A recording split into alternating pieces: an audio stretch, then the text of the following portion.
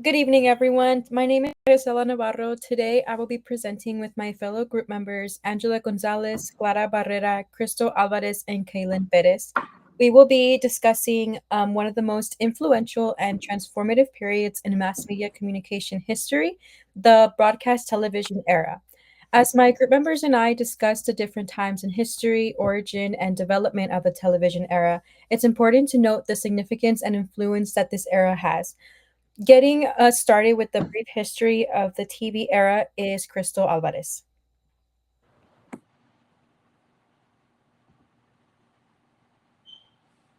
First broadcast television was between 1949 to 1957 when television became a mainstream medium for communication, entertainment, and news. Due to the demand and advancement in entertainment and technology, this era saw the shift from radio dominated broadcasting to television based programming.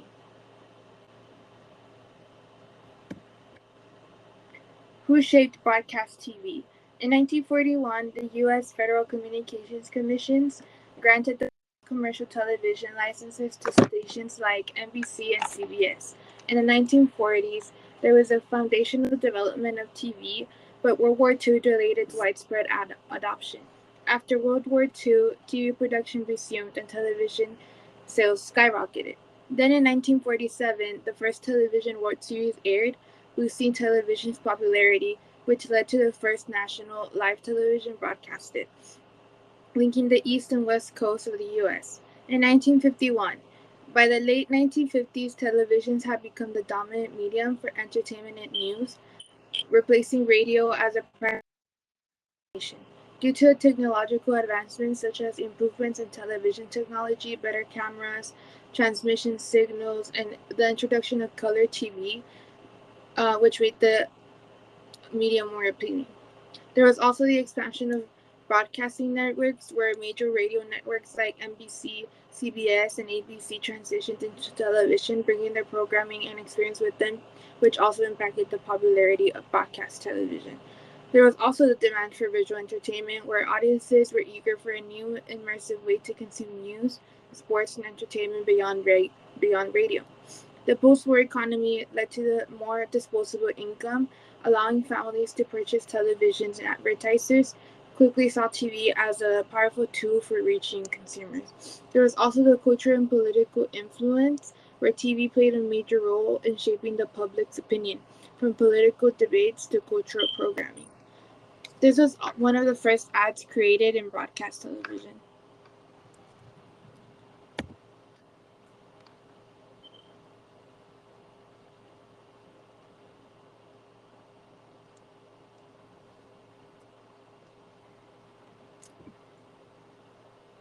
Now over to my teammate Clara with the network era. Hi everyone. The network era took place in the late 1950s through the mid 1980s. During this time, the big three television networks ABC, CBS, and NBC dominated the television industry and took over TV programming. Where, why, and how, you might ask. Before taking over, TV programs were developed, produced, and supported by a single sponsor model. This means it gave sponsors many top rated programs that included their name and title during the program. Many networks became unhappy with this type of television advertising and wanted a change. They decided to replace the single sponsor model with a new magazine sponsorship model. The magazine sponsor model gave networks the ability to manage, develop programs. They sold 30 to 60-second advertising spots to sponsors. By doing this, it gave them the opportunity to have more sponsors and increase their advertising revenue. The scandal that gave single sponsorship a bad light was the scandal of the rigged quiz shows in the late 1950s. This made advertisers afraid of the controversy and favored with the magazine sponsorship model. Networks knew they had to gain control of the program's development right away. When the Big Three did take control of television programming, they decided who got to broadcast, controlled who created the shows, and what time they would air by having a structured daily schedule. They developed an efficient way of producing and distributing television content. The Big Three made watching television a daily and weekly habit with different genres throughout the day. Late light news shows would air in the mornings while the husbands were at work, soap operas on weekday afternoons when the wife would be home alone, children's programs in the late afternoon after children would return home from school, and sports on the weekend afternoons when husbands would be home from work. Also, during this era, networks moved their focus from anthology dramas to filming episodic series, a format in which the main characters remain the same from week to week. They did this to save money on sets, actors, and script development. This episodic series has paved the way in TV history as we continue to use this method today in chapter, serial, and hybrid shows and programs. To give a better idea of TV programming in the network area, let's go back in time to the 1960s and enjoy this commercial.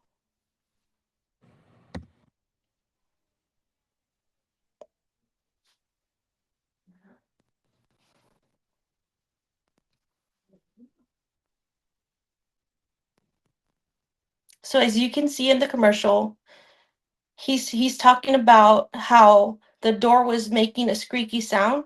So what he did is he's showing and he's telling the audience how their company can show on automobiles on the bottom how they sound like a lot of noise throughout when they're driving.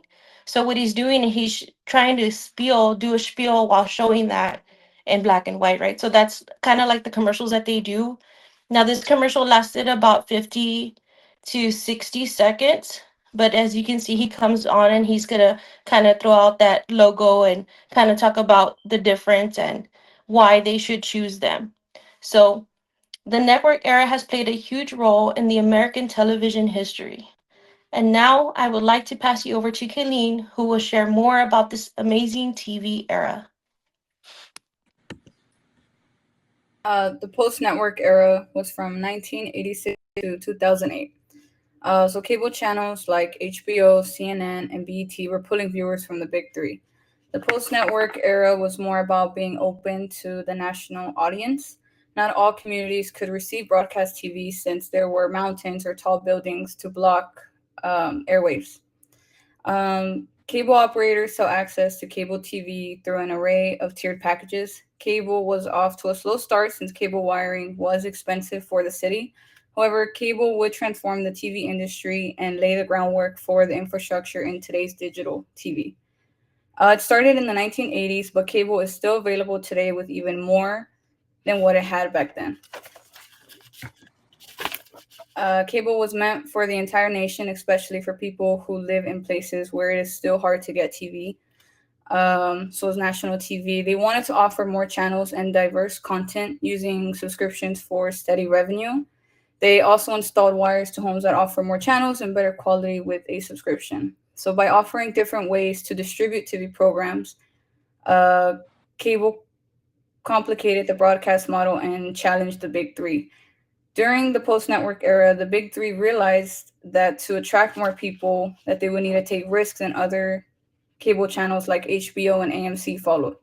In the 1990s, many shows were featuring gay and lesbian characters. This helped and they also went to follow on to new trends. They even did reality TV, but the big three never had the same ratings they did in the network era. And now to Angela to talk more about today's era. So we went from the post network era to the digital era, which is now, right? And so we see old TV transition into new TV. So before digital streaming, television was dominated by major networks like ABC, CBS, NBC, and viewers had to follow a strict schedule, like we said before, and there were limited options for watching shows. So cable TV provided those channels, but content was still controlled by the networks.